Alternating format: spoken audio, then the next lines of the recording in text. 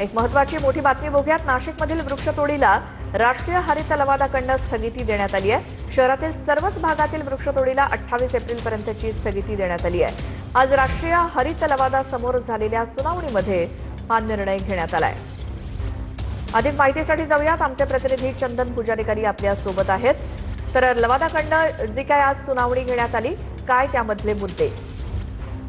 आपल्याला माहिती आहे की नाशिकमध्ये आगामी काळात होणाऱ्या सिंहस्थ कुंभमेळ्याच्या पार्श्वभूमीवर नाशिक शहराचे रस्ते जे आहेत ते मोठे करण्याचं काम सुरू आहे आणि यासाठी शहरातले अनेक झाडं जे आहेत त्याचं सर्वेक्षण करून ते झाडं तोडण्याचा निर्णय पालिका प्रशासनानं घेतलेला होता। काल परवाला जवळपास 3 ते 4 झाडं जे मोठे वृक्ष आहेत ते देखील या ठिकाणी महापालिका प्रशासनाकडून तोडण्यात आले होते।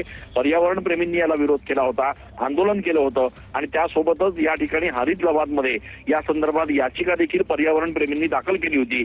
आता काही वेळापूर्वी हरित लवादमध्ये जी काही सुनावणी झाली त्या सुनावणीमध्ये हरित लवादनं स्पष्टपणे या सगळ्या शहरातल्या वृक्षतोडीला स्थगिती दिलेली आहे। बिलकुल चंदन, धन्यवाद या माहितीसाठी।